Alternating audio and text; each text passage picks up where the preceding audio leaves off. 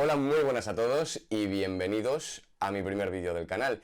Quiero que conozcáis este espacio porque será un espacio en el que hablaremos sobre todo de política internacional, geopolítica, relaciones internacionales.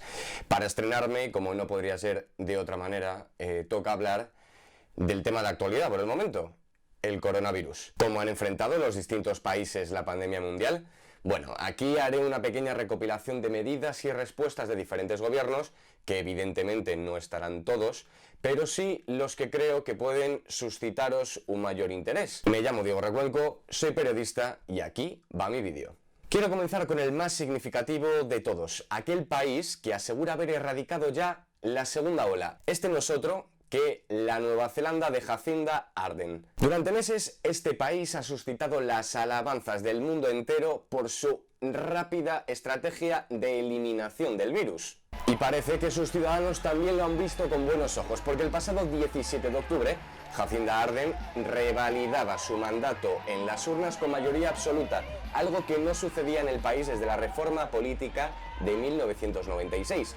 Pero bueno, ese es otro tema. Comencemos por el principio. El primer caso de coronavirus en Nueva Zelanda se registra el 28 de febrero. Durante las dos siguientes semanas, hasta el 14 de marzo, solo se han registrado 6 contagios. 14 de marzo. ¿Os suena esa fecha? Para decretar el estado de alarma en todo nuestro país, en toda España. Es la fecha en la que el presidente Pedro Sánchez decretaba el estado de alarma aquí en España. Para que os hagáis una idea y os sirva como punto de referencia. La primera ministra decide cortar por lo sano, viendo lo que estaba pasando en España y en Italia, y anuncia lo que ella misma calificó como las restricciones fronterizas más restrictivas del mundo. Impuso una cuarentena de 14 días a todo neozelandés que regresara del extranjero, sin excepción. Pasados unos días, concretamente el 19 de marzo, decide cerrar por completo las fronteras al resto del mundo. Presenta un plan de 4 niveles de alerta. En el momento en el que lo hace, se encuentra en el nivel 2 y avisa de que en cuestión de días pasarán al nivel 4. ¿Qué conlleva este nivel 4? Pues lo que todo el mundo se puede imaginar. Confinamiento estricto, cierre de locales, de escuelas, en definitiva, todos aquellos comercios que no fueran considerados esenciales. Esto sucede el 25 de marzo, cuando registraban 205 casos activos. Para que os hagáis una idea, cuando se decretó el confinamiento total en Italia, iban por los 8.000 contagios y cuando se hizo en España por los 5.000. Lo que quiero decir con esto es que la clave de la gestión del gobierno neozelandés ha sido el tiempo. Vieron lo que se avecinaba, sabían que nadie iba a estar a salvo del virus y actuaron con rapidez. Dicho esto, cabe destacar una de las cosas que más se han alabado de la gestión neozelandesa y es el concepto de socializar en burbuja. Se pidió a los neozelandeses que solo tuvieran contacto con familiares y amigos cercanos y con ellos lidiar con el encierro. Como dato revelador, decir que en varios medios internacionales ha salido la noticia de que la policía abrió una línea telefónica para que se denunciara a la gente que no cumplía con esta burbuja de socialización. Y aseguran que recibieron decenas de llamadas denunciando el mal comportamiento de algunos vecinos. No puedo acabar este bloque sin mencionar algo que me parece obvio, y se refiere a 2 de los factores que han ayudado a que Nueva Zelanda se posicione como uno de los países que mejor han gestionado la pandemia. El primero de ellos es evidente y es geográfico. Está compuesto por 2 islas y en la otra punta del mundo. Si cierras las fronteras, es mucho más fácil controlar la entrada y la salida del virus. El segundo es demográfico. Apenas viven 5 millones de habitantes. A esto, si se le añade que la gestión fue rápida y tomaron medidas a tiempo, el resultado es que Nueva Zelanda ha erradicado la segunda ola del virus. Por cierto, si quieres viajar allí, que sepas que las fronteras todavía permanecen cerradas. De las antípodas, viajamos a Japón, porque el país asiático ha tenido una de las respuestas más peculiares a la pandemia, y esto se ha debido en gran medida a su constitución y a su tradición. En el momento de grabar este vídeo, Japón cuenta con 97.000 casos confirmados y 1.718 fallecidos. A diferencia de la mayoría de los países del mundo, Japón no ha impuesto ni impondrá confinamientos, multas o cuarentenas. Esto se debe a su constitución. Cuando los japoneses perdieron la Segunda Guerra Mundial, redactaron una nueva Carta Magna en 1947 que rompiera con su antecesora, la que rigió durante el siglo XIX y parte del siglo XX. En la antigua, el emperador poseía poderes casi absolutos con la capacidad de coartar las libertades de los ciudadanos. Cuando los japoneses redactan la nueva, blindan las libertades y los derechos fundamentales de sus ciudadanos. ¿En qué se traduce esto? En que jurídicamente el gobierno de Japón no puede encerrar a la gente en sus casas. Entonces, ¿qué es lo que han hecho? Porque son vecinos próximos de China, también están muy pegados a la zona cero del virus, que es Wuhan, y además fueron de los primeros países en notificar casos positivos allá por mediados de enero. El gobierno tomó una decisión muy controvertida. Su estrategia se iba a basar en convivir con el virus. Aceptaban que no podían acabar con él. Por tanto, las autoridades han trabajado sobre recomendaciones para la población. Una de ellas, que se llama Sanshitsu, consiste en 3 recomendaciones, básicamente. Evitar lugares donde haya poca ventilación, evitar lugares donde haya multitudes y la tercera, evitar bares donde se hable en voz alta. Pero más allá de estas recomendaciones, su estrategia sanitaria ha sido la de centrarse en los clústeres o grupos de contagio masivo. Aunque se crea lo contrario, Japón no tiene la capacidad que tiene China o Corea del Sur para realizar test masivos. Su táctica de convivir con el virus no se ha demostrado del todo ineficaz, aunque no es de los países asiáticos que haya respondido mejor a la pandemia. Sus cifras también se pueden explicar por su idiosincrasia. La higiene es una máxima entre los japoneses, así como el respeto a las instituciones, a su país y a la sociedad colectiva.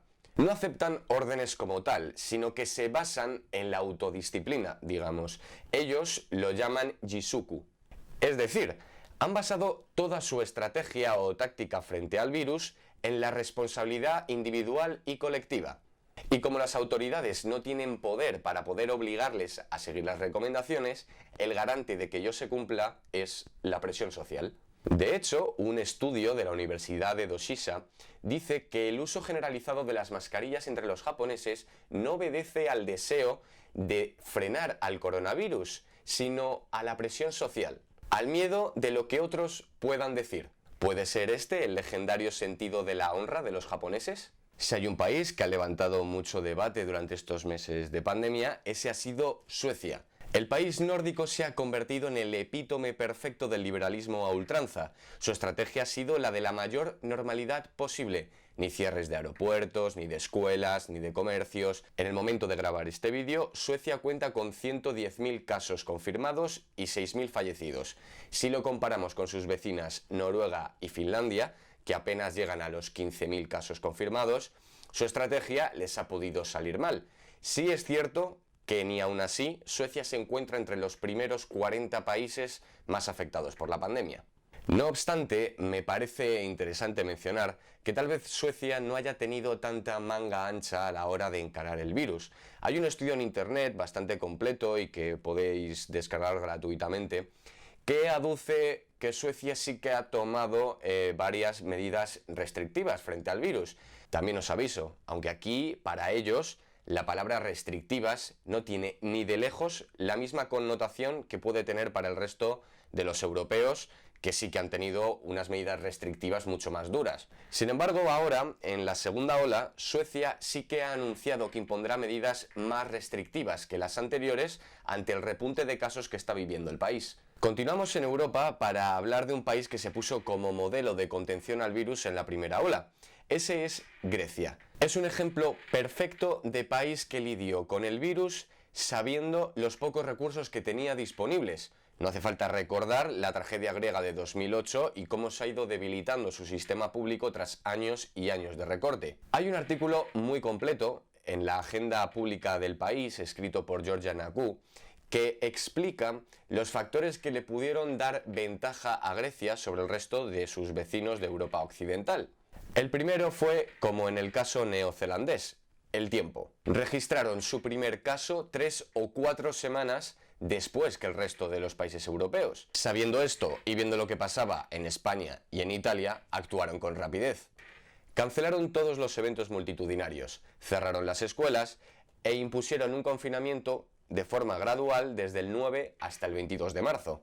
Cuando Atenas cerraba todos los negocios no esenciales, solo habían pasado 4 días desde el primer fallecido por coronavirus en el país. El artículo hace hincapié en que los griegos sabían que no tenían ni camas UCI suficientes ni posibilidad de realizar test masivos y que su sanidad estaba muy deteriorada tras años y años de recortes desde la crisis del 2008. Así que, tomando el ejemplo de Italia y España, decidieron actuar con mayor celeridad para evitar todas las muertes que fueran posibles.